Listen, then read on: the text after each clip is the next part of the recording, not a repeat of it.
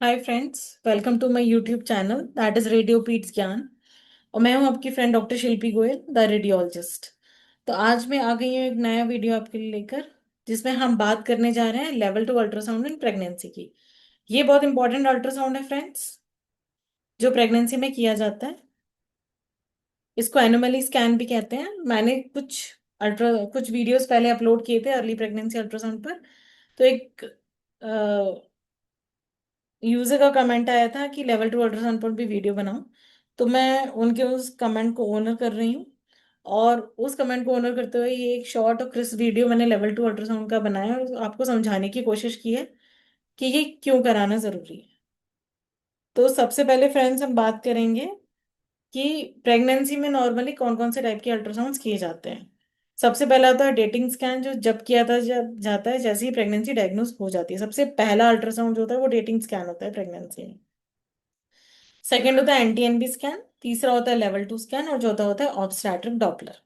ऑब्स्टैट्रिक Doppler की बात हम पहले ही कर चुके हैं। जितने भी टाइप के डॉपलर प्रेगनेंसी में किए जाते हैं वो सारे मैंने अलग अलग सेपरेट सेपरेट स्मॉल वीडियोस बनाए हैं।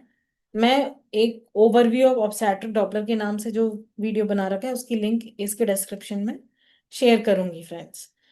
डेटिंग स्कैन की हम अलग से बात करेंगे वीडियो में, एंटी एनबी स्कैन की भी अलग से बात करेंगे एक वीडियो में।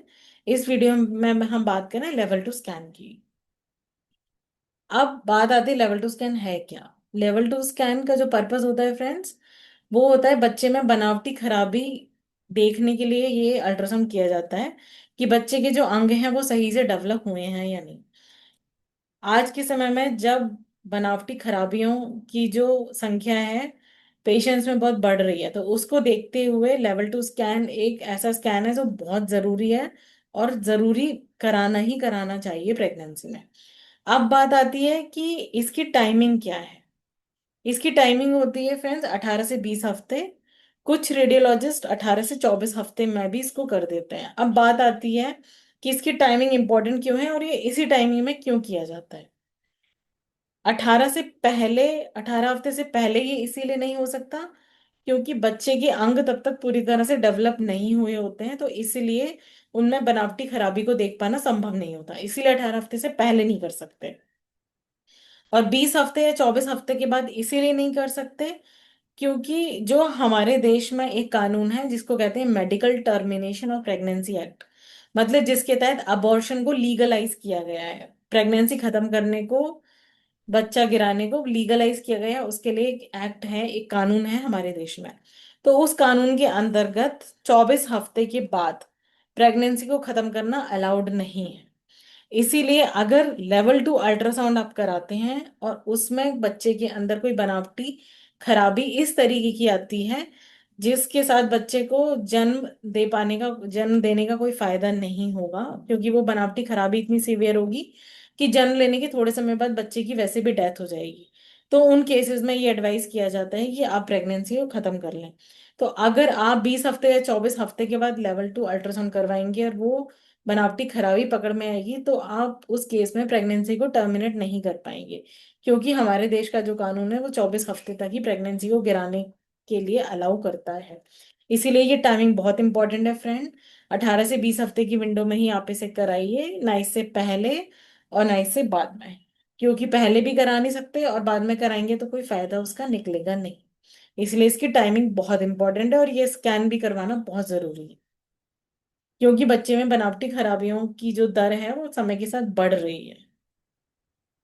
अब बात आती है लेवल टू अल्ट्रासाउंड में हम देखते क्या है। जैसे कि नॉर्मल प्रेगनेंसी में जितने भी अल्ट्रासाउंड होते हैं उसमें चार चीजें तो देखी ही जाती हैं। वो होती है सिर की जो सरकमफ्रेंस है वो कितनी है, पेट की सरकमफ्रेंस कितनी है, और फीमर लेंथ, एक हड्डी होती है जांग में फीमर कहते हैं उसे, उसकी लेंथ देखी जाती है। इन चारों चीजों के बेसिस पर बच्चे का वेट या वजन कैलकुलेट होता है। तो ये तो देखते ही देखते हैं, जो हर प्रेगनेंसी अल्ट्रासाउंड में देखते हैं। इसके अलावा भी बहुत कुछ देखा जाता है। उसमें होती है बच्चे के और हाथ और पैरों, दोनों हाथों और दोनों पैरों को मिला के 12 लंबी हड्डियां होती हैं हमारे शरीर में।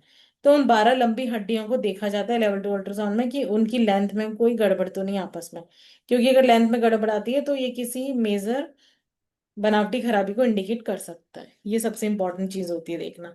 दूसरे नंबर पे हम देखते हैं बच्चे की जो रीढ़ की हड्डी, जो मेरुदंड है, जो वर्टिब्रल कॉलम है, क्योंकि अगर रीढ़ की हड्डी में कोई डिफेक्ट होता है तो उस केस में जो नर्व्स होती हैं वो बाहर निकलने लगती हैं। और अगर ये डिफेक्ट बहुत ज्यादा है तो ऐसे केसेस में भी एडवाइस किया जाता है कि आप प्रेगनेंसी को पहले ही खत्म कर लें। या फिर बच्चा जब जन्म लेगा तो उसके बाद कॉम्प्लेक्स सर्जरीज होती हैं, उसके बाद ही उसका सर्वाइवल हो पाता है। तो बच्चे का जो रीढ़ की हड्डी होती है वो देखना भी बहुत जरूरी होता है।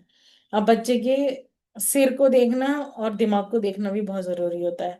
अब ये एक एग्जांपल मैंने दिखाया है, ये है दो आंखें दिख रही हैं बच्चे की, इसको कहते हैं फ्रॉग आई अपीयरेंस। और ये ऊपर बच्चे का जो सिर है वो ही नहीं बना है। इस कंडीशन को कहते हैं एनेनकेफेली, एक बहुत सीवियरस कंडीशन होती है। और इस केस के साथ मैनेजमेंट इसका यही होता है कि प्रेगनेंसी को ही खत्म कर दिया जाए। तो सिर को देखा जाता है। इस केस में बच्चे में बनावटी खराबी है जिसका नाम है कियारी मालफॉर्मेशन, ये हम देख रहे हैं। ये खोपड़ी दिख रही है बच्चे की स्कल जो लेमन शेप्ड है। और सेरेबेलम होता है जो पीछे बच्चे का हाइंड ब्रेन होता है, पीछे वाला दिमाग होता है। ये देख रहे हैं हमें बनाना शेप्ड। और इसके अलावा डायलेटेड वेंट्रिकल्स है, ये कियारी मालफॉर्मेशन था। और ये केस भी, इस केस में भी यही सलाह दी जाती है कि प्रेगनेंसी को टर्मिनेट कर दिया जाए। अब बच्चे के फेस में हम देखते हैं कि बच्चे के होंठ में, बच्चे के तालू में कोई डिफेक्ट तो नहीं है। क्योंकि अगर ऐसा मिलता है तो बच्चे के जन्म के बाद हमें सर्जरी करवाने की जरूरत पड़ती है। अब बच्चे के दिल को और फेफड़ों को भी देखा जाता है कि दिल में जो चार चेम्बर होते हैं वो सही तरह से बने हैं कि नहीं। जो दिल से निकलने वाली रक्त कोशिकाएं हैं उनकी पोजीशन ठीक है या नहीं। दिल अपनी सही जगह पर है या नहीं, स्टमक अपनी सही जगह पर है या नहीं, लंग्स में कोई प्रॉब्लम तो नहीं। बच्चे के पेट में उसका लिवर देखा जाता है, उसकी आंतें देखी जाती हैं, किडनियां भी देखी जाती हैं। ये केस हम देख रहे हैं जिसमें बच्चे की आंतें पेट से बाहर निकल रही हैं। तो ये एक बनावटी खराबी है। अब बात आती है कि अगर कोई बनावटी खराबी आपकी पकड़ में आ गई लेवल 2 अल्ट्रासाउंड में, तो करना क्या है। अलग अलग तरह की बनावटी खराबी हो सकती है और उनका अलग अलग मैनेजमेंट होता है। तो अगर मैनेजमेंट को हम दो भागों में डिवाइड कर दें, तो पहला हो सकता है कंजर्वेटिव मैनेजमेंट, जिसमें हम आगे और इन्वेस्टिगेशन या आगे और जांचें मरीज को एडवाइस करते हैं। फॉर एग्जाम्पल, अगर बच्चे के दिल में आपको कोई गड़बड़ नजर आ रही है तो उस केस में फीटल इको नाम की जांच की जाती है।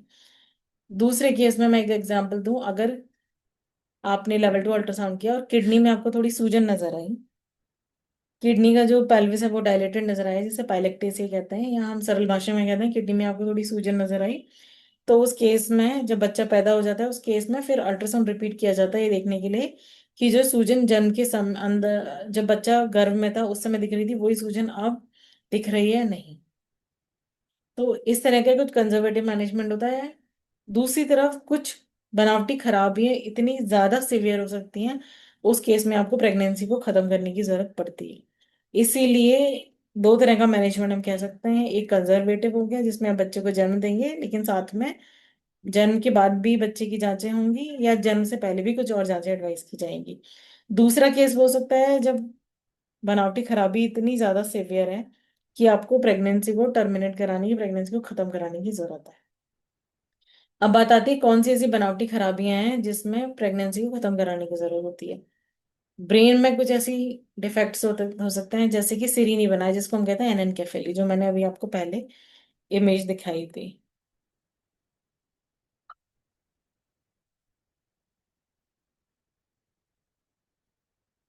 ये वाली इमेज है एनेनकेफेली की। तो इस केस में भी आपको प्रेगनेंसी टर्मिनेट कराने की जरूरत पड़ती है। एनेनकेफेलोसील कियारी मालफॉर्मेशन, उसकी इमेज मैंने आपको यहाँ पर दिखाई थी। ये कियारी मालफॉर्मेशन की इमेज है। इस केस में भी आपको प्रेगनेंसी खत्म कराने की जरूरत पड़ती है। फिर हार्ट में बहुत सीवियर डिफेक्ट है, या फिर वो जो बच्चे की हड्डियां हैं उसमें भी कुछ ऐसे टाइप के डिसऑर्डर्स होते हैं जिसमें बच्चा जन्म के थोड़े समय तक ही जीवित रह सकता है। तो उन केसेस में यही एडवाइस दी जाती है कि प्रेगनेंसी को टर्मिनेट करा लिया जाए। तो फ्रेंड्स, आज का टेक होम मैसेज क्या है? सबसे इम्पोर्टेंट, लेवल 2 अल्ट्रासाउंड जरूर कराएं प्रेगनेंसी में, उसको कराना बहुत जरूरी है आज के समय में जब बच्चे के अंदर बनावटी खराबियों की जो प्रीवेलेंस रेट है वो बढ़ रही है। दूसरी बात, जो उसका विंडो पीरियड है वो है 18 से 24 हफ्ते, या मैं कहूँ 18 से 20 हफ्ते। तो प्लीज उसी विंडो पीरियड में आप लेवल 2 अल्ट्रासाउंड को करवाएं। वीक्स कैसे कैलकुलेट किए जाते हैं उसका भी सिस्टम मैं आपको समझाऊंगी प्रेगनेंसी में।